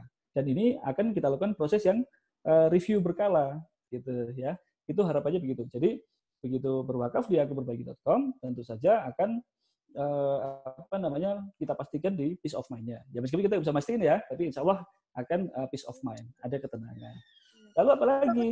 Tentunya tadi dengan manfaat asuransi syariah yang sudah di quote-unquote wakafkan oleh General Indonesia kepada kami, itu tentunya akan memberikan manfaat yang jauh lebih besar daripada nilai wakaf yang dikontribusikan. Bayangkan 20.000 saja, 1,2 per 5 tahun akan menjadi 3,2 juta wakaf seumur hidup loh, ya kan? Cukup segitu. Nah, dan selebihnya adalah tentunya dengan berwakaf di akuberbagi.com akan juga menyalurkan bahwa kita tidak meninggalkan keluarga kita. Ada bagian dari keluarga pun yang masih kita berikan manfaatnya. Ya, kayak gitu. Nah, ya kemudian setelah nanti data terbentuk, otomatis kita bisa dong menyalurkan dana-dana tersebut untuk kebutuhan-kebutuhan yang sesuai dengan kondisi sekarang.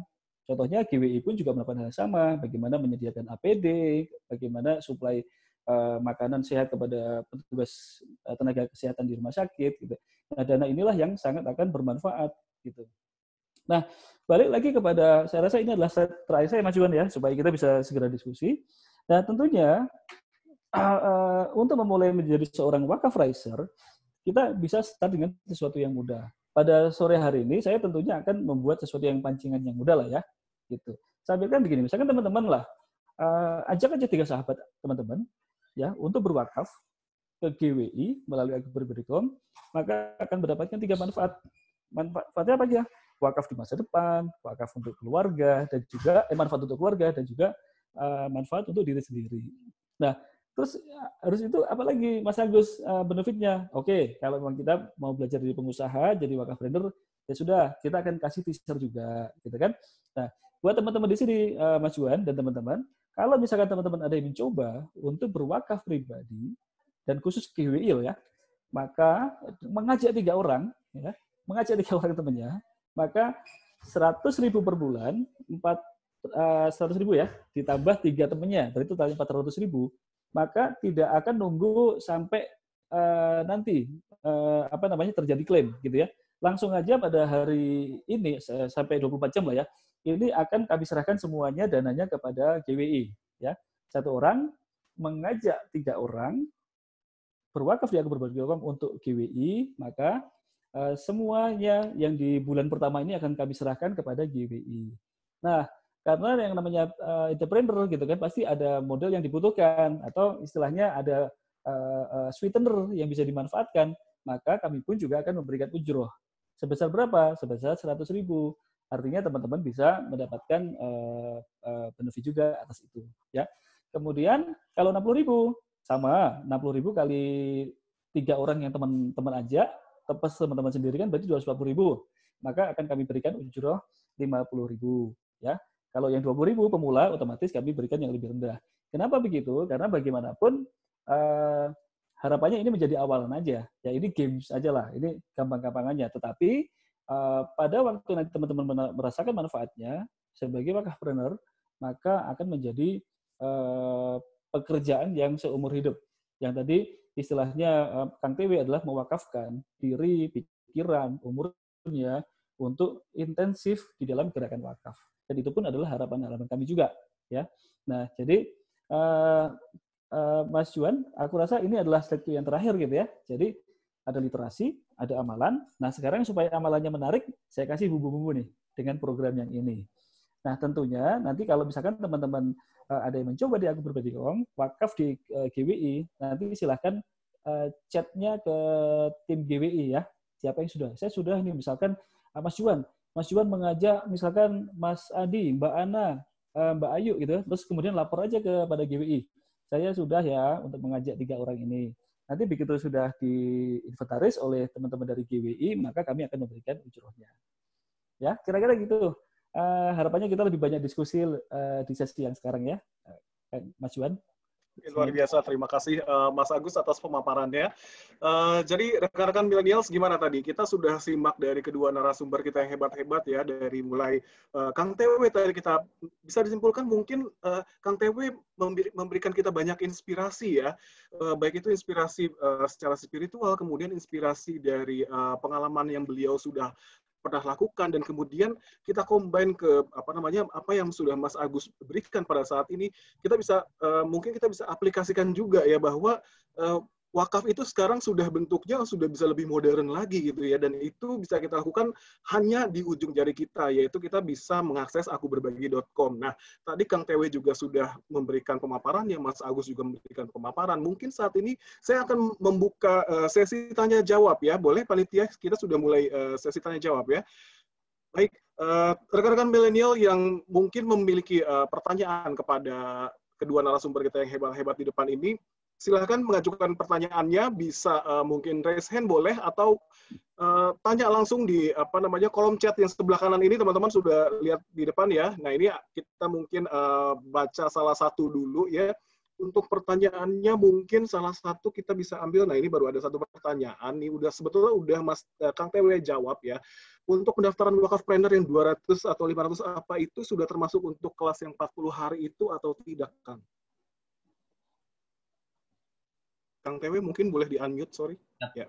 Oke, jadi begini kawan-kawan, di wakafpreneur itu sekarang yang lagi di-promote gitu ya, itu wakaf ekspedisi, pengusaha ekspedisi. Jadi saya boleh share screen sebentar ya. Jadi, informasi juga ini juga bisa kolaborasi dengan Aku Berbagi ya, tentu sangat bisa nih. Saya coba share screen. Nah, sudah kelihatan ya.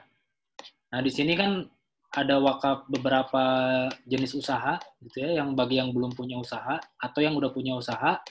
Nah, di sini dia ekspedisi. Ini saya kerjasama dengan perusahaan MMZ. Di sini mungkin di googling juga banyak beritanya ya, dan memang perusahaan ini cukup lama saya kenal, cuman kolaborasi di wakafnya baru sekarang gitu ya.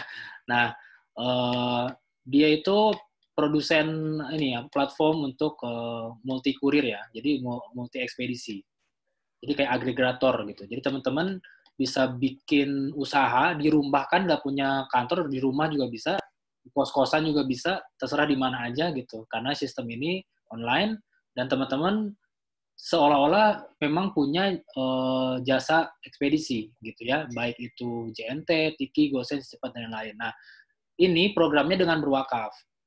Kalau di MMBC-nya sendiri itu platformnya dijual sangat mahal, 3 juta sampai 7 jutaan, mungkin kalau diskon pun hanya 50%, 1,5 juta, berarti untuk agent, distributor itu 3,5 juta. Tapi di program wakafren ini juga terbatas kuotanya, ini hanya 200.000 wakafnya, wakaf uang, kemudian wakaf 500.000 untuk jadi distributor. Kenapa lebih murah? Karena aplikasi ini yang sudah kita beli itu diwakafkan dulu sama kita. Sehingga sebenarnya teman-teman dapat softwarenya nanti gratis, cuman kawan-kawan berwakaf. Jadi program ini akhirnya secara tidak langsung melatih kita langsung nyemplung jadi wakif. Nah, jadi keteladanan berwakafnya ada, karena wakafren itu salah satunya itu ada rumus kita. K-nya keteladanan, I-nya ikhlas, T-nya tawakal. Jadi kalau berbicara keteladanan, gua nih pengen jadi wakafpreneur. Apa langkah pertama gua? Wakaf dulu. Nah, di program ini memang yang diwakafkan bentuknya uang, wakaf uang, dan akan diproduktifkan. Nah, bisa wakaf yang lain, di program yang lain ada yang wakafnya bukan uang. Misalnya ide, keilmuan, buku, atau apapun bisa diwakafkan. Ada. Sampai kemarin juga ada yang mewakafkan aplikasi. Ada yang mewakafkan aplikasi ke Akron Foundation, ya, ke grup kita. Nah, banyak program. Nah, di program ini yang 200-500 itu adalah wakaf uang. Kemudian akan diberikan aplikasi usaha ekspedisi, dan akan dilatih untuk ngembangin usahanya, gitu ya. Nah, setiap peserta yang gabung, alhamdulillah 2 hari baru promote, udah banyak yang gabung, sudah ada yang transfer juga banyak wakaf uangnya, alhamdulillah. Nah, itu nanti setiap wakafpreneur ekspedisi ini, namanya super kurir, gitu ya. Kalau disingkat syukur, gitu.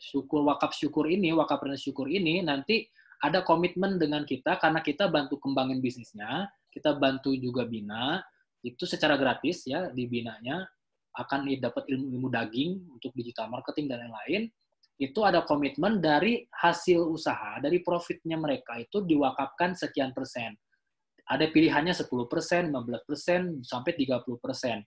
Itu beda-beda. Nah, mungkin ini bisa juga kolaborasi dengan Aku Berbagi. Jadi, wakafpreneur yang tergabung dengan kita di program ekspedisi ini, syukur ini, dari bulanannya, tadi kan setoran wakaf ke Aku Berbagi itu bulanan ya, per bulan, 1.000, 100.000, dan sebagainya. Itu juga bisa dialokasikan dari komitmen mereka yang misalnya ada yang mewakafkan dari profitnya 10%. Nah, dari 10% itu kita bisa alokasikan untuk masuk menjadi setoran wakaf di Aku Berbagi. Nah, tinggal nanti kolaborasi ini kita diskusikan secara official seperti apa dengan gerakan wakaf, dengan Aku Berbagi, sehingga ini menjadi pergerakan yang kolaborasi yang baik gitu ya, yang bisa akselerasi. Nah, ini juga termasuk program 40 hari gitu. Jadi 40 hari mencapai 100 juta itu memang program untuk ekspedisi ini juga, karena setiap wakafpreneur yang jadi buka distributor di sini, dia sudah berwakaf jadi wakif, ini juga tantangan buat kami untuk membantu menjadi jalan untuk mereka dapat 100 juta pertamanya di 40 hari. Begitu kurang lebih. Oke, luar biasa. Terima kasih Kang TW. Baik teman-teman, ada lagi pertanyaan. Ya, ini ada dari Novia Nurhasanah. Kak ingin izin bertanya, apakah bagi seorang mahasiswa perlu untuk memulai berwakaf, dan jika ya, bagaimana seorang mahasiswa memulai wakaf sedangkan keadaan untuk memenuhi dana kuliah sudah cukup sulit? Terima kasih. Mungkin untuk pertanyaan ini kita tadi Kang TW sudah jawab, kita kasih ke Mas Agus, boleh ya? Silakan Mas Agus. Oke, boleh. Ya, sebenarnya kita nanti akan saling melengkapi ya. Nah, Mbak Novia, jadi kalau misalkan ini pertanyaan bagus nih, apakah saya sekarang sudah mulai bisa berwakaf? Sebenarnya berwakaf itu boleh dari siapapun dan dari apapun dan dalam kondisi apapun gitu kan. Justru malah dalam keadaan yang cukup sulit, saya rasa segera niatkan untuk bersedekah, untuk berwakaf. Kenapa? Karena balik lagi, bahwa Allah tidak akan mengingkari janji. Tetapi jangan kita berniat bahwa nanti kita berwakaf supaya kita dapat uang. Enggak juga loh ya. Tetapi niatannya itu jangan bergeser. Start aja dari sekarang. Kenapa? Karena apabila kita berpikir, kita kemudian benar-benar mencari cara, mencari solusi, istilahnya ikhtiar ya, ikhtiar, kemudian dari tawakal, maka kesulitan-kesulitan yang dihadapi itu bisa lama-lama terbuka. Ya, banyak hal yang dilakukan. Pada waktu saya pun juga beberapa tahun lalu jadi mahasiswa, itu ya gampang aja. Kalau kita berpikir sedikit, kita mencari ide, berkolaborasi dengan teman, minta coach, gitu kan. Misalkan bergabung dengan Wakafpreneur, itu menjadi salah satu jalan untuk istilahnya memenuhi kesulitan-kesulitan dana kuliah yang ada sekarang. Jadi, nah sebenarnya yang saya tangkap di sini dari Bonavia adalah masalah paradigma, ya. Yang pesan saya sih sebenarnya hilangkan saja paradigma bahwa sekarang sulit, gitu ya. Sekarang cari paradigma bahwa ini waktunya saya untuk berpikir lebih keras lagi untuk hidup yang jauh lebih baik, ya. Karena buat saya pribadi dulu pada waktu kuliah, saya cuma dibayari orang tua di semester pertama, ya. Setelah itu dengan segala macam cara, ya alhamdulillah selebihnya saya bisa bayar sendiri. Meskipun saya masih terima dari orang tua ya, saya terima, tapi paling tidak dia biaya kuliah itu saya bisa handle sendiri. Bukan karena memang jago atau tidak, bukan, tetapi karena memang mindset kita merubah bahwa oke, mulai hari ini saya akan niatkan berwakaf dari berapapun uang yang ada. Oke, saya punya 20.000 pun, oke, kita tunaikanlah 20.000. Insya Allah nanti cara-cara itu akan ketemu sendiri. Ya, yang pasti Mbak Novia nggak bisa sendiri, harus berkolaborasi, harus bertemu dengan teman-teman yang lebih sukses. Bisa bergabung dengan Gerakan Wakaf Indonesia, kemudian bisa bergabung dengan Wakafpreneur, gitu kan. Kita sama-sama aja. Justru momen ini, yang hari inilah, ini tujuannya adalah untuk menyelesaikan masalah-masalah yang kita hadapi. Mudah-mudahan, insya Allah kalau misalkan kita ikhtiarnya betul, maka masalah-masalah itu bisa kita urai satu persatu. Ya, yang pasti jangan sampai wakaf itu gara-gara saya nggak bisa nggak cukup sulit, maka saya nggak bisa berwakaf. Nggak juga. Meskipun di Islam kan ada kan dengan senyummu pun ibadah, ya kayak gitu juga gitu. Ya senyum bisa tetap senyum gitu ya, tetapi kita harus mencari cara berpikir keras supaya bisa hilang dari masa sulit, kemudian bisa naik levelnya. Makanya di akuberbagi.com pun kita sediain dari 20.000 per bulan loh. Kalau 20.000 per bulan artinya sehari berapa? 1.000. Mohon maaf kalau misalnya kita ke toilet ya, sehari berapa kali gitu. Jadi ke toilet sekarang di Jakarta sudah 2.000, 3.000 ya, kecuali kalau ke mall ya bisa gratis lah. Tetapi sudah sebegitu gitu. Artinya apa? Artinya memang kita mulai dengan mudah. Start semuanya dengan paradigma dibuka, kemudian start semuanya dengan sesuatu yang mudah dan ringan dan meringankan. Nah, silakan nanti bisa coba di Aku Berbagi, nanti ngobrol dengan tim dari GWI untuk join ya, kemudian juga dari Kang TW. Kita sama-sama berkolaborasi, karena memang banyak sekali event-event yang kita lakukan. Untuk apa? Untuk membina teman-teman semua di sini. Mudah-mudahan. Apakah semua sukses? Ya, kepingin kita semuanya sukses. Gitu, Mas Juan. Oke, terima kasih Mas Agus. Baik, untuk Novia, apakah sudah ini? Oke, baik, sudah langsung dijawab ya. Terima kasih Kak, sangat memotivasi. Alhamdulillah. Nah, mudah-mudahan itu tadi bisa ini ya, Novia ya, memberikan inspirasi dan juga motivasi, baik itu dari Mas Agus maupun juga kepada Kang TW tadi yang sudah memaparkan sebelumnya ya. Oke, baik teman-teman semua, mungkin kita masih buka satu pertanyaan lagi. Silahkan yang ingin bertanya kepada salah satu narasumber kita di depan layar kita ini. Mungkin sembari kita tunggu satu pertanyaan lagi, boleh saya mau bertanya kepada Kang TW ya. Nih Kang TW, dari tadi cerita-cerita yang sudah dipaparkan itu, saya penasaran nih sebetulnya. Pernah nggak sih ada Kang TW mengalami, kita kan biasa kalau menjalani sesuatu itu ada jatuh bangun ya Kang ya. Pernah nggak sih Kang TW itu mengalami momen yang paling low gitu. Jadi ya kalau misalkan kita bilang jatuh gitu ya, tapi ini benar-benar paling low, dan mungkin teman-teman di sini juga penasaran juga gitu seperti apa dan bagaimana Kang TW bisa bangkit kembali gitu. Tentu karena dari awal juga saya tadi share kan bahwa sejak awal saya dari kondisi 0 rupiah ya, istilahnya nggak pakai uang sendiri. Nah, dari 6 juta pinjaman. Dan itu kondisi saya paling low. Karena di karir musik saya gagal istilahnya ya, sukses tertunda gitu. Band abis manggung waktu itu, masih inget banget, abis promotor 27 kota, terus main di Facebooker waktu itu di Antv, terus abis manggung langsung bubar. Jadi band langsung bubar. belum juga dapat duit gitu ya. Baru jadi band promo gitu, belum dapat royalti dan sebagainya, udah bubar. Nah, dan namanya anak band, itu saya sampai nggak nyelesain kuliah. Waktu itu saya malah sedang TA, tapi saya memilih promo band. Karena biasanya saya berkorban kuliah gitu ya, korbanin. Nah, kondisi anak band itu kalau belum terkenal, belum sukses itu nggak ada duit gitu. Nggak punya gitu. Nah, itu lagi low banget. Lagi kalau istilah saya dulu, kalau meja ini banyak benda-benda itu udah dibersihin, karena acak-acakan gitu ya, bersihin, tinggal saya masukin aloh gitu di situ. Saya simpen aloh di situ, pengganti benda-benda itu. Itu low banget, sangat low banget. Sampai saya ngekos di Bandung, karena saya harus balik ke Bandung, di kos di Bandung ukuran 2x3. Dan saya mulai bisnis parfum itu di kosan 2x3. Sampai alhamdulillah ya, punya kantor, punya gedung gitu ya.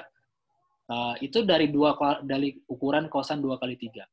Nah, saat itu saya usianya 20-25an. Jadi kalau di live map tadi kan 12-20, 20-25. Itu saya harusnya mahasiswa. Masih mahasiswa tuh. Ya kan? Nah, waktu itu saya mewakafkan apa? Sebenarnya kalau istilah wakaf ya, itu sebenarnya kalau disimpulkan bisa jadi kategori wakaf. Cuman waktu itu saya berniatnya gini, ya Allah nih hidup gua nih buat Allah doang deh. Nah, saya ketemu temen soalnya waktu titik hijrah itu ya, kata temen saya, lu mau kaya, mau sukses, dakwah, gitu dia bilangnya. Nyambungnya dari mana kata gua dakwah dengan kaya sukses? Udah lu lakuin aja, dakwah aja. Berarti lu tobat dulu. Nah, itu Pak.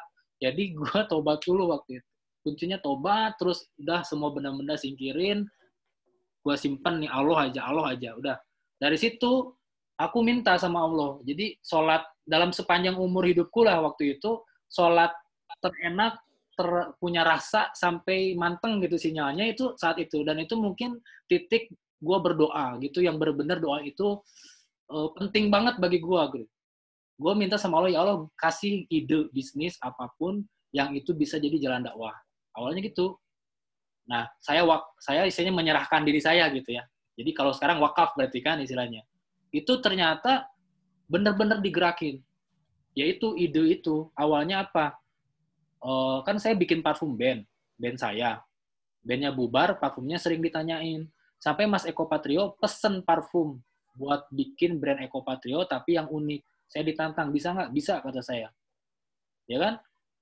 Karena saya kuliah jurusan marketing, jadi bisa aja dulu. Akhirnya saya cari referensi. Saya tanya kakak saya, terus dapat informasi dari Prancis itu ada parfum DNA. Itu tapi diambil beneran DNA-nya. Jadi kayak artis Hollywood bikin parfum itu dari DNA-nya dia, itu ada. Nah, saya ATM, karena ilmu manajemen inovasi salah satunya ATM. Amati tiru modifikasi, itu sah gitu di teori inovasi ya. Saya inovasi berdasarkan kalau DNA dibawa ke Indonesia kan riuh gitu ya, bakal banyak konflik gitu ya, karena biologi gitu. Nah, saya rubah itu jadi nama, tanggal lahir, golongan darah, sama gender. Jadi darahnya ada tapi golongan darah. Ide itu diterima sama Mas Eko. Akhirnya berjalan, berkembang. Mas Eko nggak jadi bikin parfum, tapi karyawannya pesen hampir 80% karakter sesuai dirinya. Dari situlah, oh ini, niat itu juga, diri saya diserahin itu berwakaf sebenarnya gitu. Dan alhamdulillah ternyata pintu-pintu rezeki kebuka. Modal 6 juta dapat dan berkembang terus. Jadi sebenarnya nyambung dengan yang tadi, yang mahasiswa, kalau saya punya tagline sekarang, apapun keadaannya wakafin aja. Lagi sulit, apalagi lagi bahagia gitu. Kayak gitu, lagi mudah. Jadi, ayo going. Dan kalau nggak punya sesuatu... Sarua gitu kan. Kuncinya, ada emailnya. Masih bingung mau wakaf apa, nggak ada uang misalnya. Kalau orientasinya uang, ya selain uang, contoh misalnya, gabung wakafpreneur. Ada yang tanpa uang, bisa kita kasih bisnis biar berdagang, tapi diniatkan dari hasil dagang kita berwakaf. Tetap karena harus ada keteladanan. Gitu paling. Jadi itu paling low. Dan sampai sekarang alhamdulillah saya nggak ada titik low, paling low seperti dulu ya. Sekarang lagi diuji COVID-19 memang. Perusahaan lagi drop dan sebagainya. Tapi alhamdulillah mungkin ya syariatnya karena berdiwakafin banyak pertolongan yang nggak nyangka. Kayak misalnya tiba-tiba dapat project hand sanitizer sampai sampai berapa ton gitu kemarin. Itu padahal mau PHK karyawan, akhirnya nggak jadi karena ada proyek itu. Nah, kayak gitu-gitulah. Sekarang lagi proyek daster, kemana aja lah sekarang gitu. Daster itu 3.000 piece per hari saya. Mana ada coba di COVID-19, kita lagi ngirim produksi 3.000 daster per hari ke salah satu Luar bayar biasa, di Karawang. Nah, itu pertolongan-pertolongan yang nggak disangka sama luar biasa. Iya, iya. Nah, mungkin Kang TW ini ada satu pertanyaan nih. Mungkin saya cocok untuk kata Kang TW nih ya. Saya tujukan untuk pertanyaan ini dari Bang Joy. Saya bergabung sebenarnya ingin menjadi contoh untuk sahabat Umar Mukhtar yang berpenyakit langka lain. Untuk terapi ada yang butuh 6 miliar per tahun di luar tindakan medis dan obat-obatan. Ada yang butuh 10 miliar per tahun seumur hidup, dan lain-lain. Nah, keterbatasan kami selain bisnis, prioritas kami mendampingi anak yang sedang disapa Allah dengan penyakit. Saya ingin para orang tua anak-anak berpenyakit langka tidak hanya andalkan open donasi saja, namun bisnis bisa menjadi solusi yang insya Allah lebih baik. Atas keterbatasan ini, ada nggak sih tips-tips percepatan untuk para orang tua pasien berpenyakit langka ini melalui jalur bisnis? Mungkin Kang TW bisa memberikan insight. Tadi ada niat, ada ilmu, ada amal.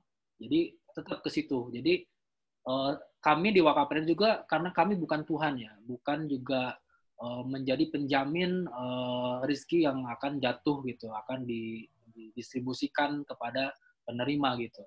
Jadi yang menentukan hasil itu pasti Allah. Tapi dengan niat ilmu amal ini kalau niatnya benar, ilmunya benar, prosesnya benar, itu insya Allah hasilnya tidak akan mengkhianati proses gitu. Nah, kalau di Wakapren sendiri, jangan untuk para orang tua, kami aja untuk difabel misalnya, ya di Bandung itu sampai alhamdulillah kita bisa support gitu ya, itu sampai udah bisa bikin training center, terus pijat refleksi, terus sampai bikin tempat cuci itu laundry, itu semuanya 80% difabel yang menjalankan. Ada yang tidak bisa melihat, tidak bisa mendengar, banyak gitu. Tapi mereka karena hakikatnya mereka juga mau dikasihani. Mereka itu pengen disupport bisnis kayak sekarang kan. Nah, ketika mereka berhasil, itu pasti karena niat ilmu dan amalnya yang mereka investasikan benar gitu. Makanya dipercaya Allah tuh alamin penting. Nah, para orang tua yang punya anaknya sedang disapa Allah lewat penyakit-penyakit. Nah, kembali kita misalnya, sudahkah kita bergabung misalnya dengan lingkungan yang tepat gitu ya, yang sesuai dengan visi misi tadi. Nah, kemudian setelah bergabung, seberapa kita berdedikasi tadi, berkorban tentang gerakan yang ada di sana. Nah, sebetulnya dengan konsep-konsep yang ada di sini, ini sangat bisa dijadikan beneficiar, ya kan? Anak-anak yang disapa dengan penyakit-penyakit khusus, yang memang kebutuhan biaya tinggi, itu bisa jadi beneficiar. Nah, itu bisa di-up juga. Nah, itu yang harus diikatkan. Jadi kalau silaturahmi kan bisa, saya sudah kenal misalnya Bang Joy, sudah kenal Bang Mas Agus dan lain-lain, Bang Juan gitu ya. Sudah kenal silaturahmi, tapi kalau nggak diiketin, kayak Muhajirin Ansor gitu. Ketika diikatkan Rasulullah, jadilah satu pasukan besar, kemudian ada karunia-karunia Allah, kemenangan-kemenangan perang, dan sebagainya. Sampai futuh gitu ya, Islam. Nah, sama di silaturahmi ini, saya udah kenal nih semua, tapi harus diikatkan gitu. Nah, ini ikatan ini yang kadang kita tidak cukup peduli gitu. Padahal ikatan ini penting. Walaupun hanya MOU, walaupun hanya surat kesepakatan pernyataan misalnya. Tapi ketika diikatkan, nah itulah akan menjadi pembuka jalan pertolongan Allah. Nah, seperti surat As-Saff, sebenarnya yang dijanjikan Allah kan surga, pengampunan dosa. Itu nggak bisa kita jamin. Tapi kalau pertolongan Allah bisa terukur. Nasrum minallah wa fathun qarib, itu bisa terukur. Bang Joy bisa hadir di sini juga karena pertolongan Allah pasti. Ya kan? Kalau enggak mungkin lagi sakit atau lagi apa, ada halangan. Saya juga sama. Mungkin saya ada halangan, tapi karena ditolong Allah, saya bisa ngisi di sini. Gitu. Nah, itu yang kita kejar sebenarnya. Ayo bareng-bareng kita kejar pertolongan Allah. Nah, konsepnya sudah ada manajemennya. Jadi hasil dari buku, dari itu 5T, 5C, 5M, dan lain-lain, itu sebenarnya udah ada konsep secara jadi SOP perusahaan kalau di bisnis. Gitu. Itu ada SOP-nya, ada perpu perusahaannya yang menginduk ke situ. Nah, itu tinggal dijalanin aja, cuman perlu ikatan aja. Kayak Bang Joy dengan saya ikatannya apa nih nanti. Gitu kan? Nah, begitu paling. Jadi goals-nya ikatan. Dari kata luar biasa sekali Kang TW, terima kasih atas penjelasannya. Baik, rekan-rekan milenial, mungkin tadi itu adalah pertanyaan terakhir pada hari ini ya. Untuk jika rekan-rekan milenial masih ada pertanyaan berikutnya, bisa segera menghubungi tim GWI, nanti mungkin akan bisa disampaikan kepada salah satu dari narasumber kita pada hari ini. Dan untuk itu saya ingin memberikan kesempatan kepada salah satu dari narasumber ini untuk memberikan pesan-pesan atau kata-kata terakhir sebelum kita serahkan kembali kepada host acara. Mungkin kepada Mas Agus, Mas, silakan. Oke, mudah-mudahan hari ini menginspirasi, tetapi jangan sampai hanya inspirasi, segera lakukan, segera tunaikan. Tidak harus dari yang besar, start dari kecil. Teman-teman apabila ingin berikhtiar, bisa memulai nanti dengan Kang TW, tetapi apabila ingin mencoba, maka bisa mulai dari akuberbagi.com untuk GWI Indonesia ya. Nanti dari situ teman-teman juga akan mendapatkan pembinaan-pembinaan. Nah, balik lagi konsepnya tidak ada satu proses yang sekali tembak langsung berhasil. Kita harus proses dari kecil, kemudian konsisten. Kuncinya di situ. Kelemahan dan kegagalan dari kita adalah biasanya kita tidak konsisten. So, teman-teman, harapannya Aku Berbagi akan menjadi teman-teman, ya, temannya teman-teman, sahabatnya teman-teman untuk berwakaf, ya, dengan cara yang mudah dan murah, gitu ya. Meskipun nanti saya nggak mau 20.000, saya mau 100.000 silakan. Intinya tidak peduli dengan kondisi apapun, apabila itu semua ditunaikan, maka segera tunaikan wakaf yang murah, terutama di akuberbagi.com ya. Silakan teman-teman coba. Itu. Oke, terima kasih Mas Agus. Ya baik, rekan-rekan milenials, terima kasih atas kesediaan waktunya pada siang sore hari ini. Untuk teman-teman yang ingin berminat mengenai wakafpreneur, mungkin teman-teman bisa langsung tadi Kang TW sudah memberikan linknya di kolom chat, bisa teman-teman lihat di http://r2baguswijaya.com/iwa.html, atau juga bisa menghubungi sekretariat GWI terdekat dari teman-teman ya. Kemudian untuk teman-teman yang ingin mengetahui lebih lanjut mengenai akuberbagi.com juga dapat menghubungi teman-teman di GWI atau bisa langsung mengakses di websitenya www.akuberbagi.com ya. Baik, untuk acaranya pada siang hari ini kami sudahi terlebih dahulu. Untuk itu saya akan kembalikan kepada host kita, silahkan. Terima kasih. Alhamdulillahirrahmanirrahim. Acara sore hari ini berjalan dengan lancar. Semoga bermanfaat untuk kita semua.